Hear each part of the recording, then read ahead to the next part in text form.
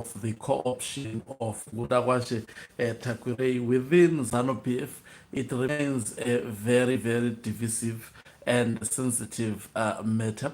I think over the past few days, we have been discussing that Patrick Chinamasa has maintained a position that Gudawashe Tagwirei, along other members of ZANU-PF, I think about 3 of them, they were co-opted by the Politburo, a committee of the Central Committee, which happens to be the supreme decision making body of ZANU-PF in between conferences. I saw the faction of Emerson Mnangagwa celebrating this matter, and you can tell that they are 2 centers of power within ZANU-PF at the moment. Well, Chris Mutsvanga, in the publications of Zimbabwe Today that were covered today, when he was called and interviewed by the journalist from these public publications, he actually indicated that Patrick Chinamasa was merely speaking his own opinion.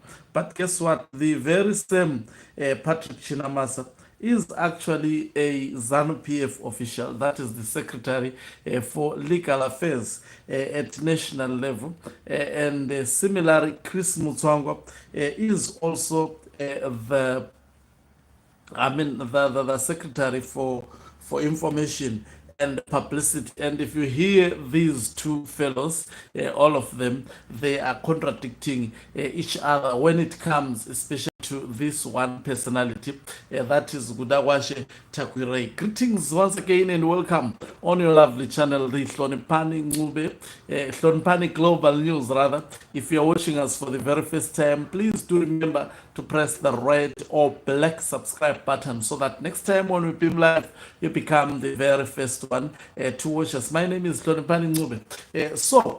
Chris Mutsvanga has responded, hitting back to Patrick Chinamasa, saying what Patrick Chinamasa said as on behalf of ZANU-PF, indicating that no, when answering the journalist when he was specifically asked to clarify on whether what has been put on the public domain by Patrick Chinamasa is the position of ZANU-PF.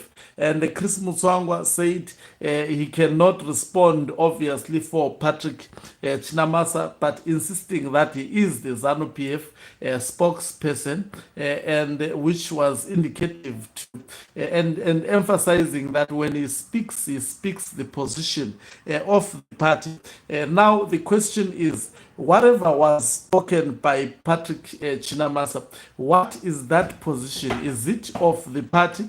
Now that Chris Mutsvanga is saying, I speak the position of the party, but he said Gudawashe Tagwirei was not co-opted into the ZANU-PF Central Committee, hammering him so hard, especially on allegations of bribing ZANU-PF officials, saying in ZANU-PF they would never tolerate one buying himself to the top post. So we've got 2 individuals within the same political party that are leaders, at national level, sending out information to the public domain that contradicts each other. So in essence, I think it's early for those who are celebrating the co-option of Gudawashe Tagwirei. The other faction still insist that Gudawashe Tagwirei was not co-opted into the ZANU-PF Central Committee, that is the supreme decision-making body. Whilst Patrick Chinamasa, most probably speaking to tweak for the faction of Emerson Mnangagwa, is of the conception that Gudawashe Tagwirei was co-opted. So you can see the point that I have always underscored, that we are seeing a ZANU-PF that has actually 2 centers of power.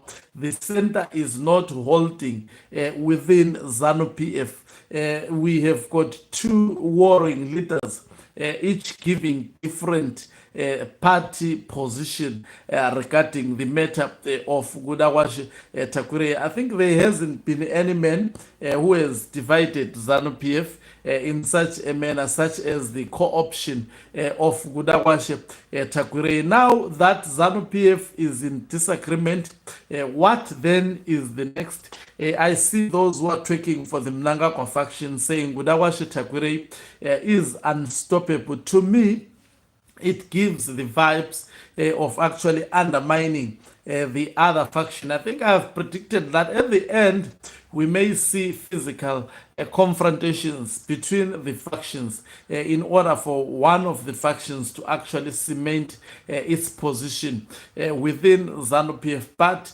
what I must underscore is that as much as Emerson Tambutso Mnangagwa is the voice behind these Gudawashe Tagwireis and others who are misleading ZANU-PF at the moment, he is not brave enough as a president of ZANU-PF to speak those issues, to clarify these matters. I think when the party is in such a vulnerable position, the president himself have to actually speak ultimately the position of ZANU-PF, of which he may actually be forced by the other faction to clarify on this matter. And I must attest to you that when he's given that chance to clarify on that matter, he will actually throw his faction under the bus. He's not that brave to actually stand for what he believes in. He's sending other people's children, highly putting them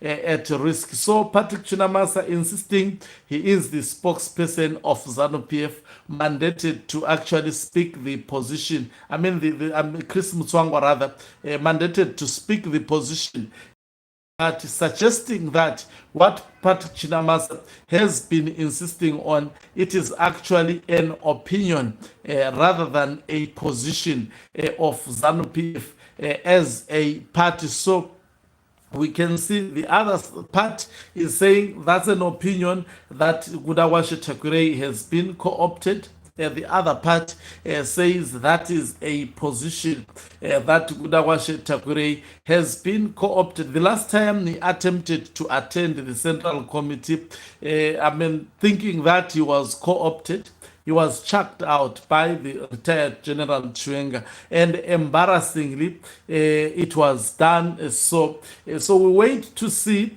whether in the next Central Committee of ZANU-PF he may attend without hackles. It will be interesting. I have said that these months, or these days rather, they're going into the ZANU-PF conference and beyond. They are going to be very, very interesting, looking at ZANU-PF factionalism. Thank you very much for watching us. If you are watching us for the very first time, please do remember to press the red or black subscribe button so that next time when we beam live, guess what? You become the very first one to watch us. You can financially support this channel by pressing the join button and be part of our members who are the heartbeat of this channel. You can equally do so by pressing the thanks button and send us stars. Okanncube Umhlabane is signing off. Hopefully you had a nice day.